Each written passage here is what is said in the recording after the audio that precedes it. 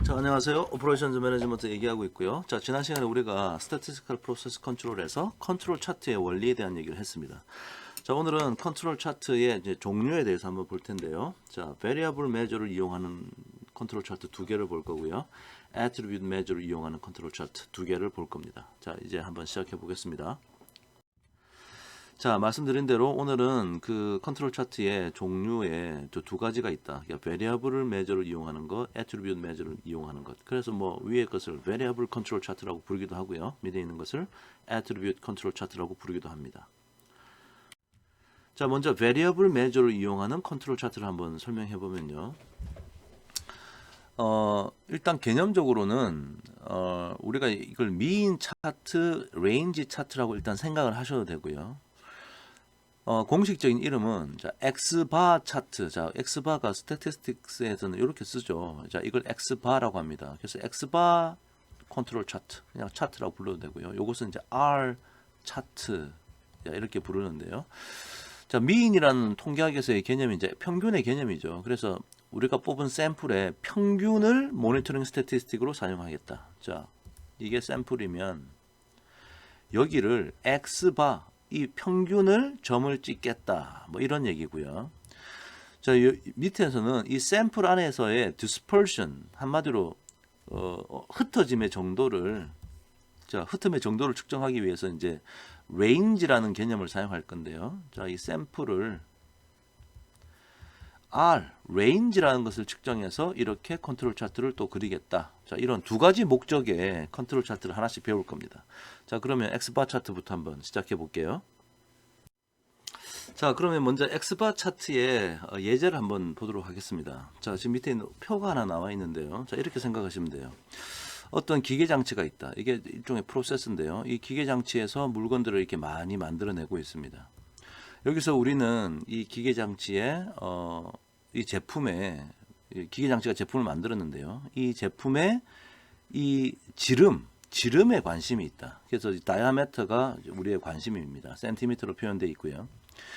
자, 그래서 이 아웃풋을 보고 이 프로세스 안에서 무슨 변화가 있는지 없는지를 좀 따지고 싶은 거예요. 자, 그래서 이만큼씩 샘플을 지금 5개 했네. 자, 샘플을 이렇게 탁 뽑았다는 거예요. 그러면 하나, 둘, 셋, 넷, 5개. 5개의 샘플, 저 N은 5개 뽑아가지고 이게 이제 첫 번째 샘플이고 좀 이따 또 5개 뽑아가지고 또 두 번째 샘플이고 시간의 감에 따라서 그렇게 조사를 하겠다는 겁니다. 그래서 첫 번째 샘플에서 하나, 둘, 셋, 넷, 5개 샘플 안에 5개의 관측지가 있죠. 그 안에 지름이 이렇게 숫자로 나타났다. 그래서 이걸 가지고 원래 이제 이게 이제 조사가 된 건데, 요게 이제 조사가 된 건데 이거 가지고 평균값이 어떻게 변화했는지를 알고 싶어요. 자, 그래서 요 5개 숫자들의 평균을 X바라고 불러서 이렇게 기록했습니다. 그래서 이걸 쭉 이렇게 기록했단 말이죠. 그래서 이 전체 이 X바들의 평균을 다시 이걸 합계를 계산하니까 이렇게 됐고요. 그러니까 이 50.05라는 것은 4.98에서부터 5.03까지를 다 더하니까 이렇게 됐고, 이 50.09를 지금 10개의 샘플을 구했네요. 10개의 샘플을 나누면 이게 이제 X바들의 평균이니까 X 더블바라고 부를 수 있겠죠. 그래서 이 X 더블바라는 값이 이제 뭐가 나올 텐데, 이것은 이 안에 있는 모든 숫자들의 평균하고 똑같은 거겠죠. 자, 그래서 이렇게 조사를 했다. 자, 그 다음에 요즘은 사실은 이제 컴퓨터가 발달했으니까 그냥 예를 들어 정규분포 같으면 뭐 x라는 값이 평균과 분산을 가진다 그러면 이 평균을 계산하려고 x바를 샘플에서 계산한 거고, 이 시그마 스퀘어를 계산하려고 샘플의 베리언스를, 즉 캐피탈 S 스퀘어를 계산해서 여기다가 뭐 캐피탈 S를 이렇게 계산을 할 수도 있을 겁니다. 근데 이제 그런 방법도 있지만 그것보다는 이 레인지를 계산하는 게 훨씬 더 편하거든요. 레인지라는 것은 요 값에서 가장 큰 값이 어떤 거예요? 요 값이 제일 크네요. 제일 작은 값은 어떤 거죠? 요게 제일 작네요. 그래서 제일 큰 값과 제일 작은 값의 차이가 바로 이 레인지 값입니다. 그래서 그 레인지 값을 쭉 정리를 해서 그것을 다 더했어요. 그러면 이건 레인지의 합이죠. 그래서 이거를 다시 1.15에다가 15로 나누면 이것은 R들의 평균이 되겠죠. 그래서 우리가 R바라고 이제 부를 수 있을 겁니다. 자, 그래서 일단 요런 측정을 했다. 자, 이게 여기 있는 이런 계산은 우리가 다 스스로 한 거죠. 자, 좋습니다. 자, 요런 상황이다. 자, 그러면 이제 X바 차트라는 건 어떻게 하자는 거냐? 자, 다음 슬라이드에서 얘기해 봅시다. 자, X바 차트라는 것은 아까 말씀드린 대로 이게 샘플을 뽑아가면서 X바를 측정하겠다는 거예요. 그래서 첫 번째 샘플, 두 번째 샘플, 세 번째 샘플에 이제 점을 찍을 텐데 먼저 센터 라인을 하나 정해야 되잖아요. 이 센터 라인. 이 센터 라인을 어떻게 정하기로 했냐? 센터 라인을 위해서 이 X 더블 바를 사용하기로 했어요. 그래서 X 바들을 다 더해 가지고 지금 K개의 샘플이 있나 보네요. K개의 샘플을 가지고 평균을 구하니까 뭐 X 더블 바가 나올 거고, 자, 이것을 센터 라인으로 사용하겠다. 그 다음에 위에 UCL과 LCL을 정해야 되지 않습니까? 자, LCL과 UCL을 원래는 아까 제가 원리 그 지난 동영상에서 원리 설명할 때 어떤 내가 관심이 있는 어떤 스태티스틱 즉 통계량이 정규 분포를 따르고 분산이 시그마 스퀘어일 때 UCL과 LCL을 통계학자들이 뭐로 하라고 그랬냐면 뮤 플러스 3 시그마, 뮤 마이너스 3 시그마라고 하라 그랬어요. 그죠? 자, 그래서 이런 원리를 그대로 이용하면 사실 우리는 어디다 적을까요? 자, 요 얘기를 위해서 우리는 UCL, LCL에서 실제 뮤 값과 실제 시그마 값을 모르거든요. 자, 그래서 원래는 X 더블 바를 뮤 대신에 사용하고 시그마 대신에 샘플 스탠다드 디비에이션을 사용하면 될 것 같아요. 자, 이렇게 사용하면 되는 거죠. 자, 그런데 이렇게 사용하면 될 텐데 샘플 스탠다드 디비에이션의 평균을 사용하면 되겠네요. 원래 각 샘플마다 스탠다드 디비에이션이 나올 거니까. 자, 이렇게 하면 되는데 이렇게 하는 방법도 있지만 이 샘플 스탠다드 디비에이션이라는 게 뭡니까? 샘플 안에 있는 데이터의 변동성을 측정하기 위한 거죠. 그래서 샘플 스탠다드 디비에이션 요거 대신에 훨씬 더 쉬운 R바를 사용하기로 했다. 그다음 R바를 사용하고 R바 앞에 있는 이 3자라는 것은 이게 3이 있으면 아니 이 캐피탈 S바하고 R바랑 똑같지는 않잖아요. 똑같지 않기 때문에 여기다가 3을 적을 자리에다가 뭔가 좀 변화를 줘야 될 것 같아요. 그래서 통계학자들이 찾아보니까 어떤 숫자가 들어오면 되더라. 그래서 이미 이 숫자를 다 계산을 해 놓은 게 있습니다. 그래서 그냥 상수로 A2하고 여기 지금 A2라고 적었는데, 자, 결과적으로는 이미 통계학자들이 제시한 A2라는 상수값과 우리가 계산한 XW와 R바를 이용해서 이렇게 UCL과 LCL을 정해라 라고 이제 하고 있다는 거죠. 자, 한번 볼까요? 그러면 그 A2라는 값을 우리가 참고하라 그랬는데, 자, 이것은 자, X바 차트에서 샘플 사이즈 N, 방금 우리가 예제에서는 샘플 사이즈 N이 5죠. 그때 A2에 적합한 값은 0.58을 사용하라 라고 이미 통계학자들이 정해놓은 게 있습니다. 그래서 사실은 뭐 최근에 연구를 할 때는 이렇게 꼭 R 차트를 쓰기 위해서 이 표를 조사할 필요는 없고, 요즘은 컴퓨팅 파워가 워낙 발달했기 때문에 스스로 샘플 스탠다드 디비에이션을 계산하고 앞에 있는 상수값을 뭐 3이라고 하든지 뭐로 하든지 우리가 정하면 되는데, 과거에는 컴퓨팅 파워가 그렇게 강하지 않을 때는 이렇게 통계학자들이 제시해 준 값을 사용했다. 자, 이렇게 생각하시면 됩니다. 그래서 일단 A2 값을 받고요. 좀 이따가 R 차트를 사용할 때는 또 다른 상수들이 필요해요. D3와 D4도 사용하게 되는데 샘플 사이즈에 따라서 이미 통계학자들이 사용한 것이 있다. 그래서 좀 이따가 우리가 이걸 사용할 겁니다. 자, 지금은 요 0.58이 바로 A2라는 값이다 라는 것만 기억하고 넘어가도록 하겠습니다. 자, 그래서 시킨 대로 계산했더니 XW바는 아까 50.05가 X바의 다 합이었고요. K가 10이니까 이렇게 될 것이고, 그 다음에 UCL과 LCL을 XW바는 계산했죠. 이렇게 A2는 아까 0.58이라고 했죠. R바 우리가 아까 계산했지 않습니까? 그래서 상수가 나왔다. 이렇게. 자, 이것도 나왔다. 자, 그러니까 이제 센터 라인, UCL, LCL 이게 UCL, LCL을 다 정한 거예요. 어떤 숫자로. 그러면 컨트롤 차트가 만들어진 겁니다. 일단 요 정도 하면은 자 그러면 이제 요 차트를 가지고 첫 번째 샘플, 두 번째 샘플에 다 X 바들을 이게 다팅을 해 나가면 되겠죠. 이렇게 한번 볼까요? 자, 그래서 만들어 놓은 게 이제 이렇게 나왔네요. 이 샘플이 이게 증가함에 따라서 지금 우리는 이제 10개의 샘플을 이용했는데요. 그 과거의 데이터를 보니까 뭐 대충 요 안에서 이렇게 움직이고 있고요. 하나가 여기 이제 선에 약간 물린 것 같은데 뭐 크게 뭐 out of control이라고 말할 수는 없다. 자, 이런 결론에 도달하겠네요. 그래서 이 안에서 벌어진 이런 걸 보니까 이거는 지금 뭐 그동안 뭐 큰 변화가 있다고 말할 수는 할 수는 없다. 다 그냥 인컨트롤인 것 같다라고 판단을 하면 된다는 거예요. 자, 요게 이제 X바 차트입니다. 자, 그 다음에 이제 R 차트라는 걸 이제 하는데 아까 봤던 그 계산식이고요. 자, 요런 데이터가 이제 10개의 샘플에서 조사가 되면 R 값도 이렇게 조사를 했지 않습니까? 자, 그래서 결론적으로 말하면 이번에는 이게 샘플이 계속 뽑힘에 따라서 이제 R 값을 여기다 이제 다팅을 해 나갈 거예요. 물론 이제 평균 값도 있을 거고 UCL, LCL이 있을 텐데 뭐 이런 식으로 계속 조사를 해 나가자는 건데 자, 그러면 이걸 왜 조사해야 될까요? 엑스바 차트 하면 안 되는 겁니까? 자, 제가 극단적인 예를 한번 들어볼게요. 여기다가 제가 한번 적어보면 샘플이 있는데 첫 번째 샘플과 두 번째 샘플이 있는데 예를 들어서 X1, X2, X3 뭐 샘플 사이즈가 3이라고 해봅시다.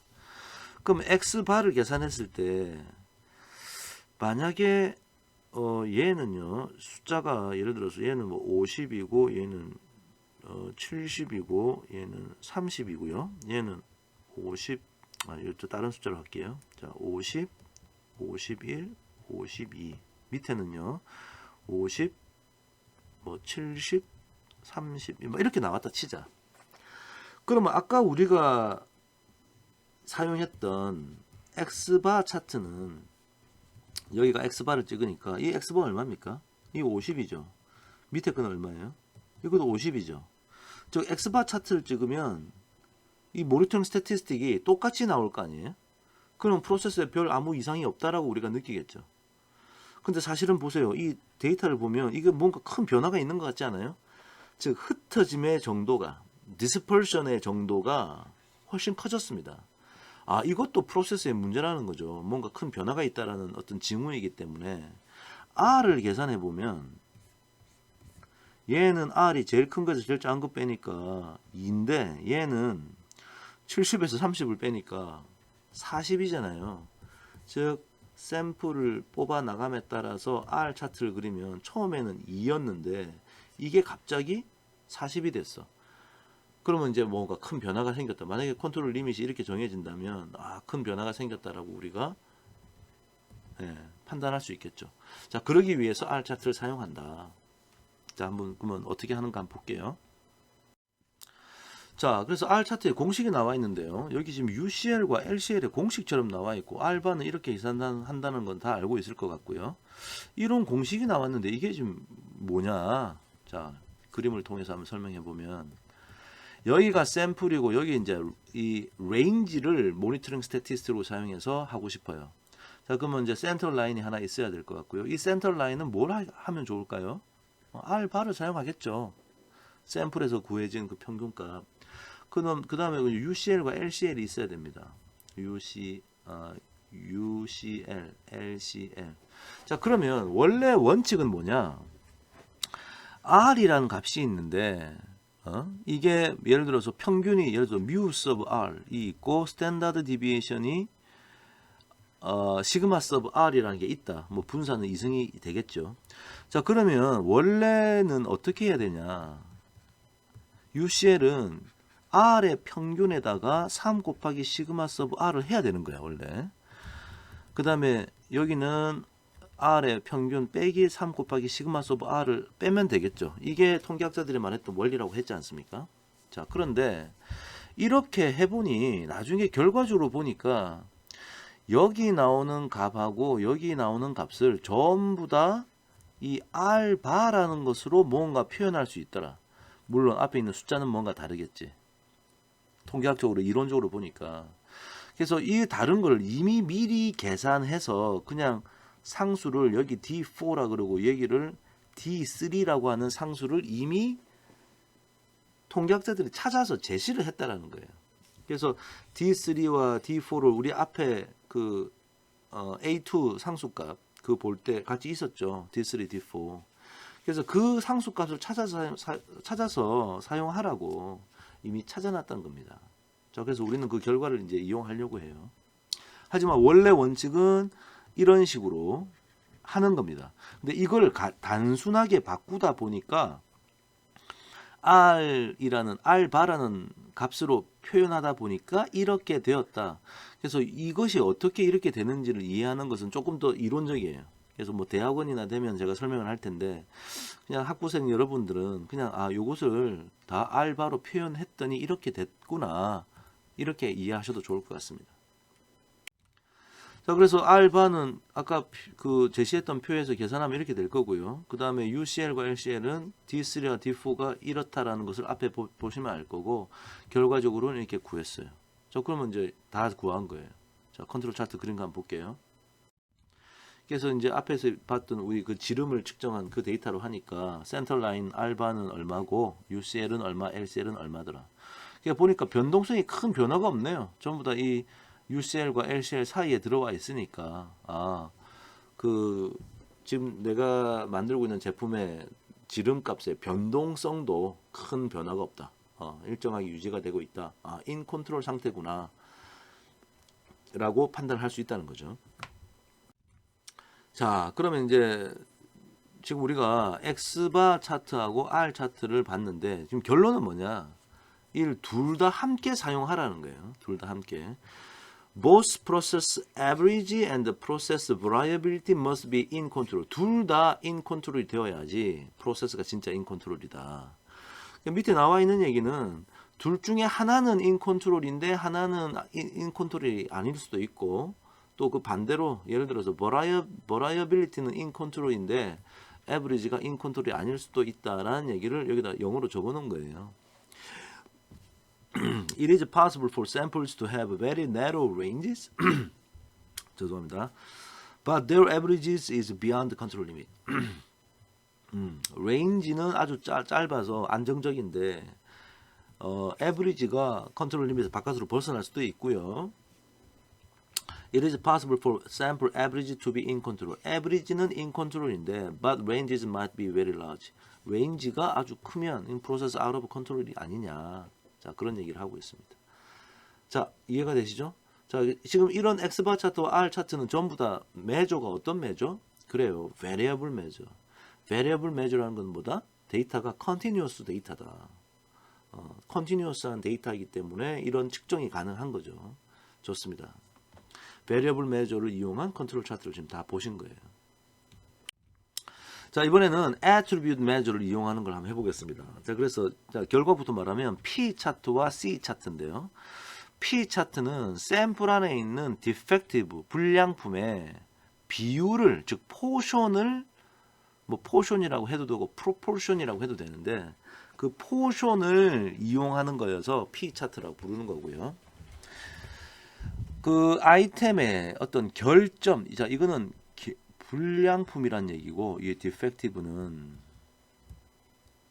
이거는 결점이란 얘기예요. 결점. 이 결점의 개수를 살렸다. 이 개수가 사실은 카운트거든. 그래서 이 C를 따가지고 C 차트라고 부르는 겁니다. 그래서 통계학적으로 보면 얘는 이제 binomial distribution이라는 통계학의 이론을 이용하는 거고요. 이것은 포화송 디스트리뷰션의 이론을 이용하는 겁니다. 그래서 이 두 개의 그 통계적인 확률 분포에 대한 개념이 잘 이해가 안 되면 제가 다음 슬라이드에서 간략하게 좀 설명을 하고 요 P 차트와 C 차트를 이야기를 시작하도록 하겠습니다.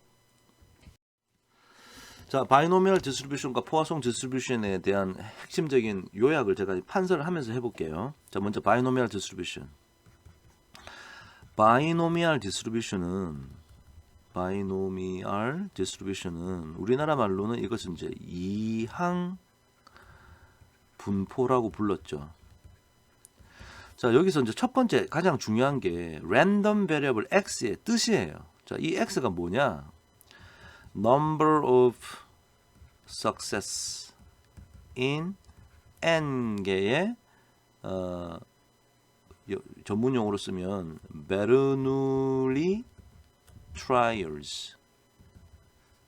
자, n번의 베르누이 트라이얼을 하는데 그 안에서 success가 몇 번 일어났냐? 자, 베르누이 트라이얼이라는 것은 뭔가 시도 트라이얼을 했는데 항상 success 아니면 failure 둘 중에 하나만 값을 가지는 거예요.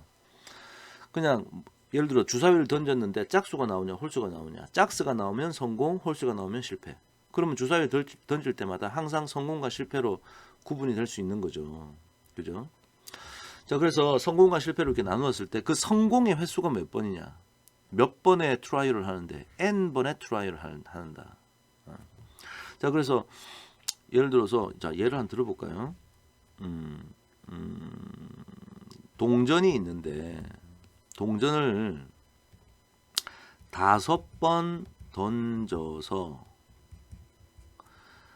앞면이 즉 코인의 헤드가 나온 횟수 이것을 x라고 두자. 자, 이때 probability head 이 동전이 앞면이 나올 가능성은 이 동전이 좀 특별한 동전이어서 뭐 3분의 1이라고 합시다. 원래는 2분의 1이라고 생각하지만 동전마다 좀 동전에 장난을 치면 앞면이 나올 횟수가 3분의 1이 될 수도 있겠죠. 그래서 5번 던졌을 때 앞면이 한 번 나올 확률, 2번 나올 확률, 3번 나올 확률 이걸 한번 확률을 구해보자는 거예요. 자, 그때 우리가 이제 이걸 수학적으로 뭐라 적느냐? random variable x는 따른다. 뭐를 따른다? 바이노미얼 디스트리뷰션을 따르고 파라메타는 n하고 p 이렇게 적는 거죠. 자, 요거를 이제 우리가 요거를 small p라고 부를 겁니다. 그러니까 위에 있는 예제에서는 x가 바이노미얼 5번 던져가지고 앞면이 나올 확률이 3분의 1. 자, 이런 상황이죠. 자, 그래서 이때 사실은 이제 여러분이 알 필요는 없는데, 자, probability, random variable x가 small x라는 값을 가질 확률은 이렇게 하는 거죠. 뭐 자세히 몰라도 되는데요. n combination x 곱하기 p의 x승 곱하기 1 p의 n x승 뭐 이런 식으로 하는 겁니다. 자, 그 예를 들어서 probability x가 2일 확률이 얼마냐? 즉 동전 5번 던졌는데 앞면이 2번 나올 확률이 얼마냐? 자, 이때 어떻게 해요? 5 combination 2 곱하기 3분의 1의 2승 곱하기 1 빼기 3분의 1의 5번 빼기 2승 이렇게 하면 되겠네요. 자, 그럼 얘는 여기서 CF 5 n combination x는 어떻게 계산한다? n 팩토리얼 나누기 x 팩토리얼 곱하기 n x의 팩토리얼 이렇게 계산하지 않습니까? 자, 그래서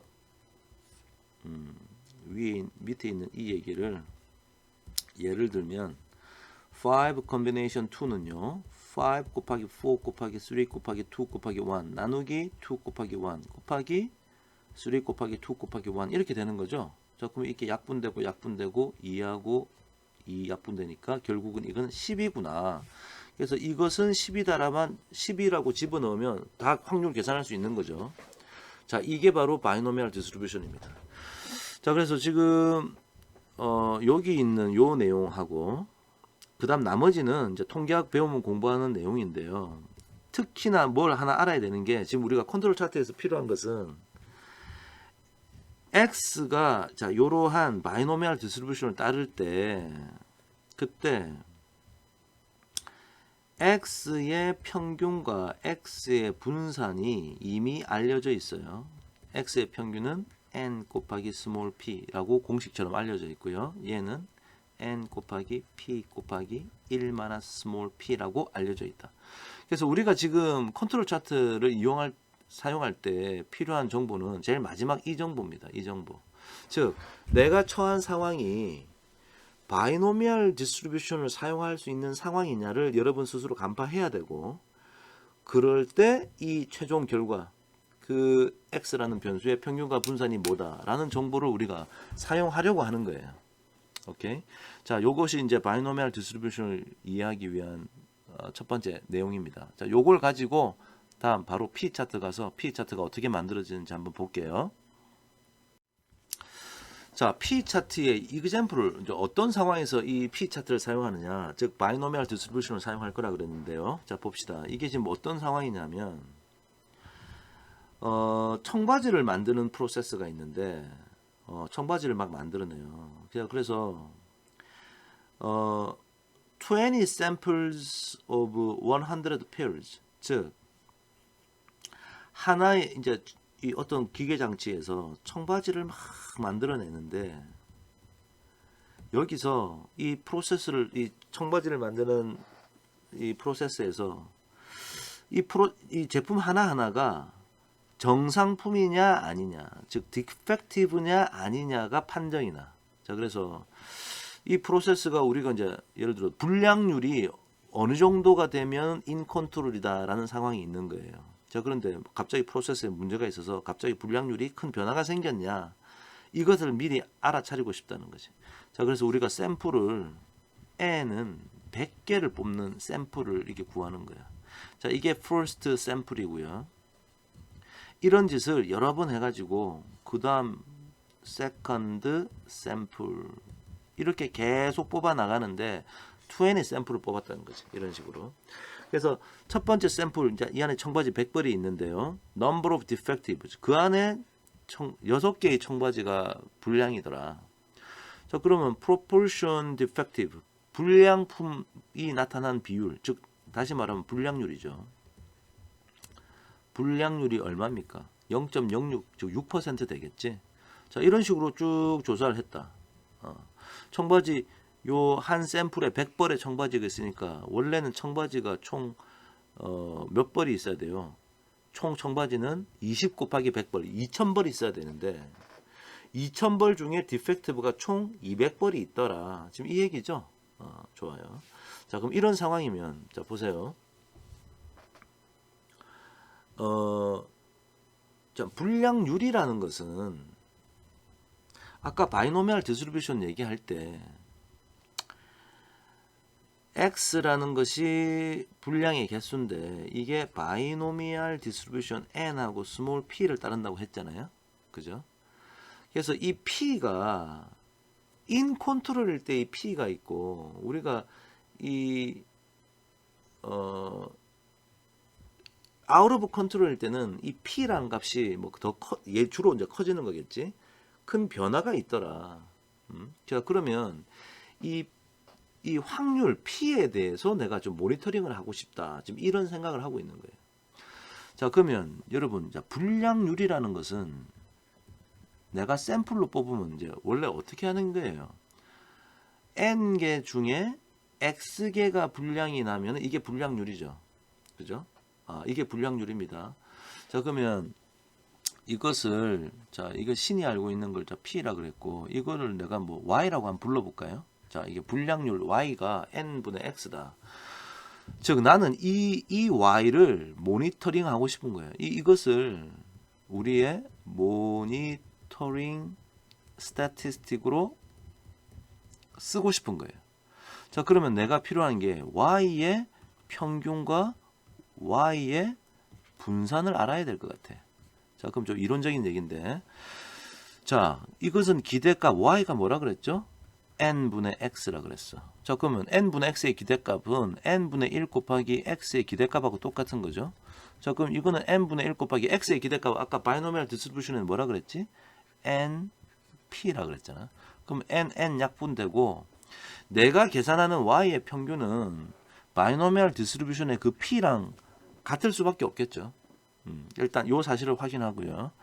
Y의 분산은 N분의 X죠. 그럼 이것은 N 2승분의 1의 분산 X하고 똑같다는 거 통계학 공부하면서 여러분 배웠을 텐데요. 자, 요거가 똑같고요. 요것은 N 2승분의 1 곱하기 X의 분산은 뭐죠? 앞에서 제가 바이노미얼 디스트리뷰션 얘기할 때 n 곱하기 p 곱하기 1 마이너스 p라고 했잖아요.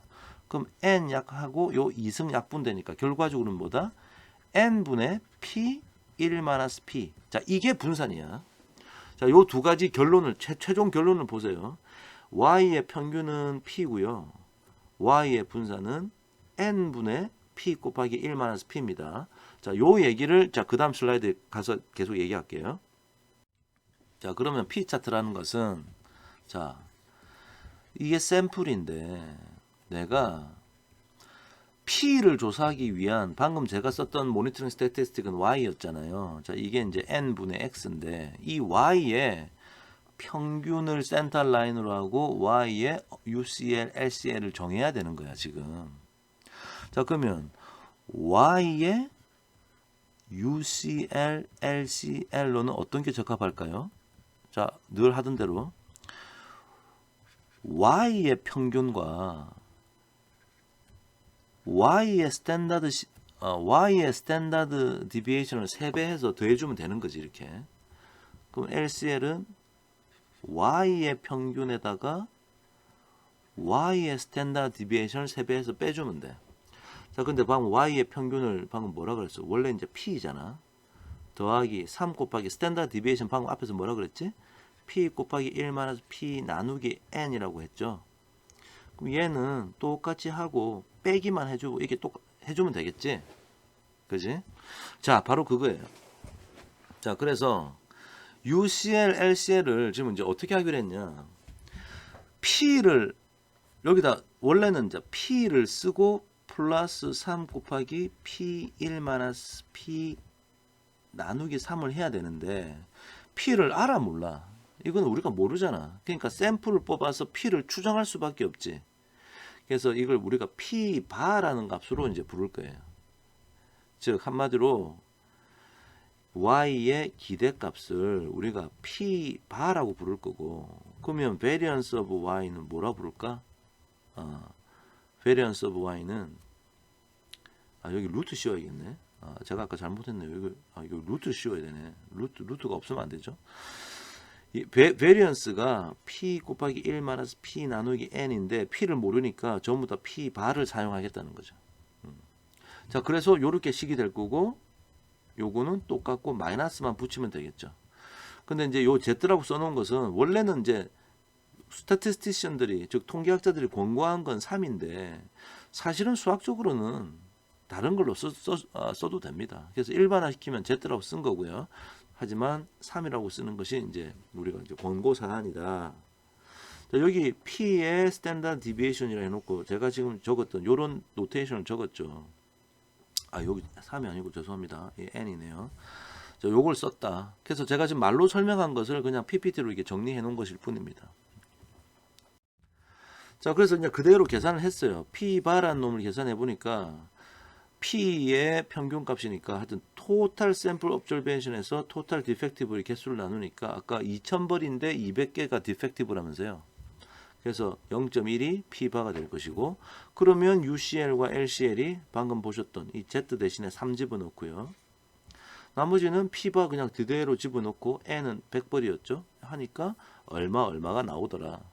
자, 그래서 P 차트가 이제 완성이 되는 겁니다. 자, 그래서 샘플을 증가시킴에 따라서 이 proportion defective, 즉 사실은 우리가 이제 Y인데 Y가 그러니까 P를 측정한 걸 우리가 Y라고 불렀던 거예요. 그러니까 실제 P를 모르니까 이 Y가 proportion이죠. 자, 그래서 이렇게 했더니 지금 보니까 점점 증가하면서 갑자기 툭 튀어나간 것도 있고 이러네요. 이게 점점 증가하면서.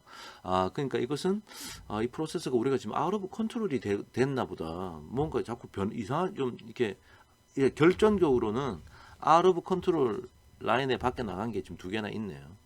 그죠? 자, 그래서 프로세스가 아웃 오브 컨트롤인 것 같다. 자, 그럼 어떻게 해야 된다? 생산을 중단시키고 왜 이렇게 나갔는지 빨리 조사해라. 안에 기계 장치가 고장 났는지, 뭐 부속품이 뭐 마모가 됐는지 조사를 해라. 라고 생산을 중단시킬 수 있다는 거죠. 자, 여기까지 좋습니다. 자, 이번에는 우리가 이제 C 차트라는 곳으로 넘어가기 위한 포화송 디스트리뷰션에 대해서 한번 설명해 보도록 하겠습니다. 자, 먼저 포화송 디스트리뷰션은 자, 랜덤 베리어블 X의 정의부터 알아야겠죠. 제가 요 비교를 위해서 바이노미얼 디스트리뷰션이랑 좀 구분해서 다시 한번 해볼게요. 자, 바이노미얼 디스트리뷰션을 따르는 랜덤 베리어블 X의 뜻이 뭐였죠? Number of success in n번의 버누리, 즉 베르누이 시행, 즉 trials라고 정의가 되어 있었던 반면에 포화송 디스트리뷰션을 따른 랜덤 베리어블은요. 잘 보세요. number of success in, 자 여기서부터 달라요. a unit interval or space. 즉 단위 간격이나 단위 공간 안에서 성공이 일어난 횟수를 랜덤 베리어블 X로 부르는 거예요. 자, 그래서 뭐 예를 들면 이 호텔 방이 있다. 이 호텔 방인데 제가 예를 들어서 이 호텔 방에서 두 개의 청소 결함이 발견될 확률이 얼마냐? 이런 게 궁금한 거야. 이 호텔방 하나에서 두 개의 청소 결함이 발견될 확률. 근데 아까 바이노미얼 디스트리뷰션의 얘는 이런 거죠. 동전을 5번 던지는데 앞면이 아까 헤드였죠. 앞면이 헤드가 2번 나타날 확률. 이런 게 궁금했던 거였잖아요. 즉 예를 들어서 이 왼쪽 우리가 동전 5번 던질 때 헤드가 2번 나타날 확률을 얘기를 할 때 헤드가 나타난다는 게 바로 석세스였어요. 석세스. 지금 우리는 청소가 잘 됐냐 안 됐느냐를 조사하는 상황이라면 청소 결함이 발견되면 석세스인 거예요. 석세스. 그리고 또 차이는 아까는 동전을 5번 던지지. 그러니까 헤드가 최대로 많이 나타나면 몇 번? 5번 나타나겠지. 최대로 많이 나타나면. 자, 근데 지금은 호텔이라고 하는 하나의 스페이스에 대한 얘기죠. 거기서 청소 결함이 많이 발생하면 최대 몇 개 발생하겠어? 청소 결함이. 무한대개가 발생할 수 있죠. 뭐 호텔방 벽면에 갑자기 무슨 뭐 김치국물이 하나 묻어 있다든지, 아니면 100개 묻어 있다, 아니면 1000개의 김치국물 방울이 있다든지, 거미줄이 막 있다든지, 벌레가 한 뭐 50마리, 60마리 있다든지, 그러면 벌레 한 마리 발생할 때마다 전부 다 청소 결함이거든. 김치국물 하나가 있으면 청소 결함이거든. 그러니까 가능한 석세스의 개수가 무한대개인 거예요. 이때 우리가 확률 수학적으로 이렇게 쓴다 그랬지. x가 바이노미알 자, 바이노미알 이게 수학적으로는 np 쓴다 그랬고, n은 베르누이 시행의 횟수, p는 성공이 일어날 확률 이렇게 했는데, 자, 요 포화송 디스트리뷰션에서는 수학적으로 노테이션 어떻게 쓰느냐? 여러분 저기 경영 통계 공부했으면 다 이제 알고 있는 내용인데 제가 지금 서머리 리뷰를 하는 겁니다. 포화송 파라메타 람다라고 쓰죠. 자, 이 람다는 뭐냐? 람다는 과거의 경험을 비추어 볼 때 일어났던 그 호텔 방 안에서의 성공의 횟수. 이게 이제 람다. 이거는 이제 우리의 과거 경험을 통해서 알고 있다고 보는 거예요. 자, 이때 우리가 확률 계산할 때 어떻게 했었지? x가 랜덤 베리어블 대문자 x가 어떤 구체적인 스몰 x 값을 가질 확률이 n combination x 곱하기 스몰 p의 x승 곱하기 1 마이너스 스몰 p의 n 마이너스 x승이라고 했죠. 자, 포화송 디스트리뷰션에서의 이 pdf PMF죠. 사실은 확률 질량함수. 자, 그 이름을 모르더라도 하여튼 이 확률을 어떻게 계산하느냐? 식이 좀 복잡해요. x 팩토리얼 분의 2의 마이너스 람다승 곱하기 람다의 x승. 자, 람다 상수고요. 2도 이게 율러즈 넘버라 그래가지고 2도 상수예요. 2.18 얼마 상수고, x 집어넣으면 일단 다 계산되는 거잖아. 아, 저 숫자가 계산될 것이다. 자, 그런 거 그렇고요. 아까 우리가 이 랜덤 베리어블 x의 평균과 분산에 대한 식이 이미 이론적으로 다 밝혀져 있다 그랬죠. 그때 우리가 np 이게 이 평균이고 분산은 np 1-p라고 하지 않았습니까? 자, 여기서는 포화송 디스트리뷰션에서의 평균은 람다예요. 분산이 람다라고 이미 알려져 있다. 오케이. 자, 그래서 자, 결과적으로는 자, 이게 포화송 디스트리뷰션 지금 잘 모르니까 만약에 누군가가 x가 포화송 디스트리뷰션 뭐 2.5다. 즉 과거의 경험을 보니까 호텔방 문 열고 들어가서 호텔 청소 결함이 몇 개인지 살려 보니까 평균적으로 보니까 2.5개가 있더라. 자, 이런 정보가 있다면 이번에 내가 호텔방 문 열고 들어갔는데 결함이 2개가 있을 확률은 얼마냐? 이거 물어보면 어떻게 해야 돼? 2 팩토리얼 분의 2에 마이너스 2.5승 곱하기 2.5의 2승. 이렇게 계산하면 된다는 거지. 그럼 계산이 된다. 자, 이런 게 포화송 디스트리뷰션이다를 이해하면 되겠습니다. 특히나 우리가 지금 그 컨트롤 차트에서 C 차트 얘기하려고 이 얘기를 꺼냈는데요. C 차트 얘기할 때는 이 마지막 여기 이 평균과 분산에 대한 정보가 필요해요. 자, 요거 때문에 얘기를 좀 했습니다. 자, 그러면 어떻게 이런 개념을 이용한 컨트롤 차트를 사용하는지 한번 상황을 볼게요. 자, C 차트 example. 자, number of defects in 15 sample rooms. 호텔 청소하시는 분들이 호텔방을 막 청소했어. 그 중에 내가 이 호텔 매니저로서 청소가 잘 되는지 안 되는지 보려고 샘플, 즉 호텔방을 15개를 선정했어. 그래서 한번 들어가서 봤다고. 조사를 해서 청소 결함이 몇 개 발생됐냐. 첫 번째 방은 12개 조사됐고 두 번째 방은 8개. 이런 식으로 15개. 총 15개의 방을 봤는데 총 190개의 결함이 조사됐다. 여러분 15개 방을 조사해가지고 청소 결함이 최대한 많이 나오면 몇 개? 무한대게 나오는 거예요.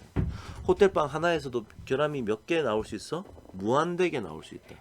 즉 석세스의 개수가 맥시멈 무한대개가 나올 수 있다라면 이것은 바이노미얼 디스트리뷰션을 적용해야 될 상황이 아니죠. 즉 P 차트를 적용해야 될 상황이 아니라는 거예요. 자, 이제부터 카운트를, 즉 결함의 개수를 세알리는 C 차트를 이제 사용하려고 합니다. 자, 그래서 C 차트라는 것은 샘플을 뽑아가면서, 지금 우리 같은 경우는 호텔방이죠. 첫 번째 호텔방, 두 번째 호텔방, 세 번째 호텔방을 해가면서 그 결함의 개수, 저는 아까 그냥 통계학에서 얘기할 때는 석세스의 개수가 X라고 했는데 우리는 이제 카운트라는 의미에서 C를 측정하겠다는 거예요. 그래서 첫 번째 방에서 결함의 개수, 두 번째 방에서 결함의 개수, 세 번째 방에서 결함의 개수, 이런 식으로 그림을 그리겠다는 건데, 그럼 거기에 평균과 센터 라인이 있을 거고 UCL, LCL이 있겠죠. 여기 UCL, LCL. 자, 그러면 다시 이렇게 돌아와 가지고 C가 카운트야. 호텔방을 열었을 때 결함의 개수야. 자, 그것에 원래는 이걸 원래는 어떻게 하겠어요? UCL과 LCL을 어떻게 해야 되냐면 이 카운트의 평균에다 3 곱하기 이 카운트의 스탠다드 디비에이션을 이렇게 해줘야겠지. 그래서 mu sub c 마이너스 3 times sigma sub 3 이렇게 해야 되는 거죠. 자, 그런데 이 mu sub c를 자, 이 카운트라는 것은 뭐를 따른다고 보고 있냐면 포화송 디스트리뷰션 파라메타는 예를 들어서 람다인데 이 람다를 정확하게 몰라서 우리가 이 람다 대신에 뭘 쓰기로 했다? 여기서 지금 C바라는 것을 쓰기로 했어요. C바. 자, 그래서 원래는 어떻게 돼야 돼? 그러면 C의 평균이라는 것은 람다 더하기 3 곱하기 루트 람다 돼야 되고 람다 빼기 3 곱하기 루트 람다 돼야 되는데 실제 람다를 모르니까 내가 15개의 방을 조사한 그 C바라고 하는 것, 카운트의 평균을 람다 대신에 사용하자는 거지. 그래서 결과적으로 어떻게 사용하겠다? C바 더하기 3 곱하기 루트 C바 사용하겠다는 거고 얘는 C바 빼기 3 곱하기 루트 C바 사용하겠다는 거예요. 그것을 지금 이렇게 적어 놓은 거예요. 이렇게 3 대신에 Z라고 표현한 거고요. C바 평균은 여기다 적은 거고, 카운트의 스탠다드 디비에이션을 이렇게 사용하겠다라고 지금 적었으니까 다 똑같은 얘기죠. 자, 그럼 공식을 알죠? 그럼 바로 이제 뉴메리컬하게 한번 적용해 보면 다음과 같습니다. 아까 요 예제가 있었지 않습니까? 자, 여기서 15개의 방을 봤는데 방을 하나 열었을 때 평균적인 결함의 개수를 몇 개라고 해야 되느냐, 즉 C바를 몇 개라고 해야 되느냐. 15개 중에 총 190개의 결함이 있었으니까 15분의 190 하면 방 하나 열면 평균적으로 12.67개의 결함이 있다는 얘기지. 그럼 UCL, LCL을 어떻게? C바 더하기 3 곱하기 루트 C바, C바 빼기 3 곱하기 루트 C바. 그러니까 어떤 상수가 나오더라. 오케이? 자, 그래서 샘플 방을 뽑아가면서 UCL과 LCL을 해가지고 방금 앞에서 실제로 조사되었던 결함의 개수를 찍어보니까 이렇게 나오더라. 프로세서는 인 컨트롤인 것 같다. 뭐 별 아웃 오브 컨트롤이라고 할 수 있는 단서가 없죠. 컨트롤 리밋을 벗어난 게 없습니다. 자, 요까지. 이게 이제 C 차트예요. 자, 이제 다 했습니다. 우리가 이제 X바 차트 배우고 R 차트 배우고 P 차트 배우고 C 차트까지 다 배웠는데, 자, 이제 그 다음 얘기는 이제 저는 이제 컨트롤 리밋을 벗어나면은 out of control이라고 우리가 선언을 해라라고, 그게 제일 중요하다고 했는데, 우리가 지난번 동영상에서 컨트롤 차트에서 좀 이상한 패턴이 나오면 좀 주의해라라고 제가 말씀드렸습니다.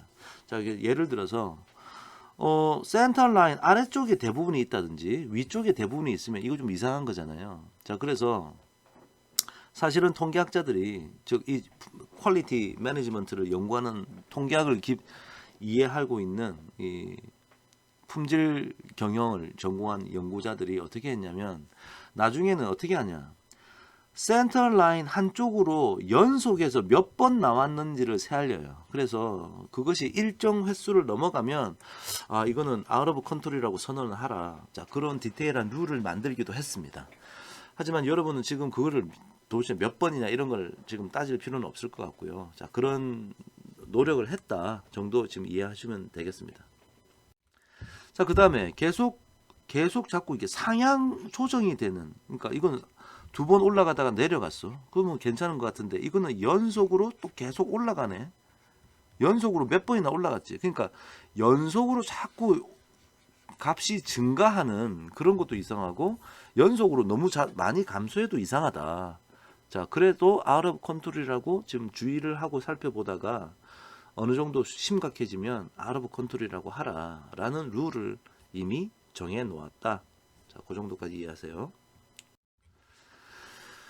또 이런 식의 또 주장을 하는 사람들도 있어요. 자, 센터 라인을 여기다 두고 이 센터 라인 가까이에 있어야 되잖아요. 근데 가까이에 있느냐 멀리 떨어져 있느냐 이것도 좀 이슈겠지. 그래서 이게 존을 이렇게 만들었어. 그래서 여기 요 같은 색깔이 있는 여기를 존 C, 존 A, 멀리 떨어지면 존 B, 그다음 멀리 떨어지면 존 A라 불러가지고 이 존의 경계선을 또 구하는 식도 학자들이 이렇게 만들었었습니다. 자, 이걸 디테일하게 지금 볼 필요 없어요.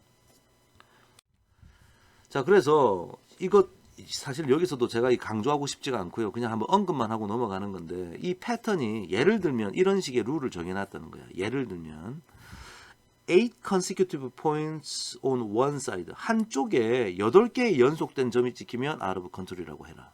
혹은 8 consecutive points up or down across zone, 한쪽으로, 그러니까 8 consecutive가 up or down across zone을 8개가 연속으로 왔다 갔다 하면 그것도 이상하다.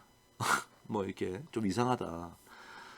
14 points alternating up or down, 18개가 올라갔다 내려갔다 이거 너무 반복적으로 해도 좀 이상하다.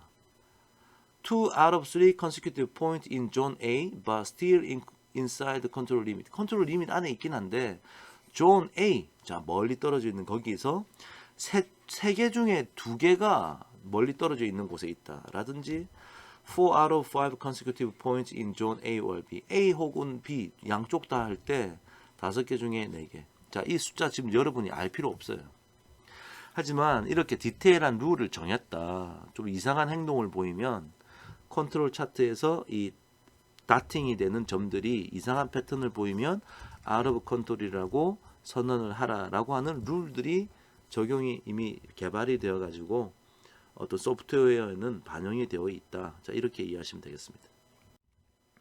자, 그래 그런 걸 하려 그러면 이 X바 예를 들어 X바 차트 같은 경우는 X바 차트를 이렇게 나오잖아요. 값이 이게 조사가 되잖아. 그러면 above, below, upward, down, zone에 대한 기록을 할 수가 있다는 거죠. 이런 기록을 할 수가 있다. 자, 예를 들어서 센터 라인을 기준으로 여기가 센터 라인인가 보네. 여기 있는 건 전부 다 below, below, below, below, below, above, above, above, above 이렇게 하면은 연속으로 몇 개가 above고 몇 개가 below인지 알 수 있겠죠. 그다음 upward, down은 시작에서부터 증가했네, up, 감소했네, down, 감소했네, down 이런 식으로 조사를 하라는 얘기지. 존은 아까 앞에서 봤던 그 존의 정보를 자, 여기는 존 B, 여기는 존 C, 여기는 존 A라고 하면은 아까 제가 좀 디테일하게 말씀드렸던 그런 룰들을 적용시킬 수 있겠죠. 자, 그래서 이런 것들을 연구한 사람들도 있었다 정도 이해하시면 되겠습니다. 자, 그다음에 그러면 이제 우리가 모집다 이게 자, 예를 들어 기계 장치가 뭔가 물건을 자꾸 이렇게 만들어내고 있어요. 기계 장치가 이게 만들어내고 있는데 이게 이제 일종의 모집단이라 보는 거지.